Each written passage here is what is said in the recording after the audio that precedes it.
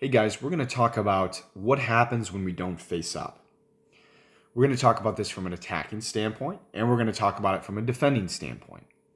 What's going to happen here, and I'll play the video as I talk, it's not going to look like much in the game. You see the pass that was just played? Do you see this player here? Which way is he facing when he received the ball? It's facing backwards. Not only did he not touch the ball inside to get away from this guy, not only did he not receive the ball and face up to face this guy, he received the ball going backwards, staying with his shoulder to this defender. This is not a good thing to do. You can see he's pressured, and Barcelona has to go back and even play the keeper, and they lose the ball. Could be multiple reasons for this. He could have been tired, just not focused.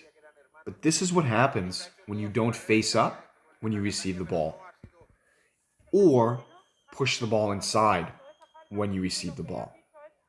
We're going to play it again. You'll see he comes in, has space. He just doesn't face up. You can see even players with really high technical ability, some of the best players in the world, when they don't do a correct technique when they receive the ball, as simple as that technique is for them, it still creates problems for them. You must face up when you receive the ball, or you must push the ball inside to get away from the defender. He did neither. The white team pressed them, and we lost the ball. Now we're going to talk about it from a defensive standpoint, okay?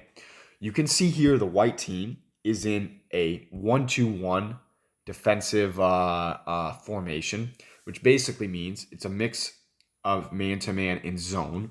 This player is guarding this player, okay? This player is watching this player. This player is watching this player. This player is watching this player, okay? This gap here is there.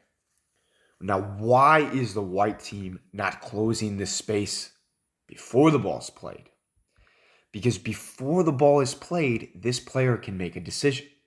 The ball is at his feet, so he determines where the ball is going to go.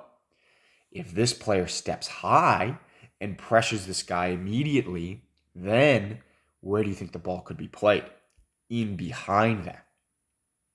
Because if this player steps up, this space opens behind. So the white team player on Cordoba leaves this gap here and cuts the space in between this player and this player. So he can see both the ball and the player and prevent the ball from being played behind him. Now, as the ball comes in, you will see that he starts to close the space as the player receives the ball. When he recognizes that the Barcelona player who has the ball did not face up, he will press the player. Pressing the player is different than accelerating the player. Accelerating the player simply means closing the space so they have to play faster. Pressing the player means that we are trying to move the player back. You will notice he recognizes because the Barcelona player did not face up, he now has no option to go forward. This is the biggest problem when you don't face up, and the biggest advantage for a defending team when you realize that the other player did not face up. When there is no threat of going forward, then you are allowed to press the ball, which is different than accelerating. Accelerating, again, means that we close the space to speed the game up, to make it harder for the other team to play. When we press the ball, we are looking to move the team backwards. When you press the game, it is usually a risk because the player can dribble by you as your momentum is carrying you forward. But in this scenario, because this player did not face up, he has no ability to go forward. And because he is not pushing the ball in this area here away, we have momentum on our side. So as a defending team in this situation, this is a sign that we press. And you'll notice what happens when we do.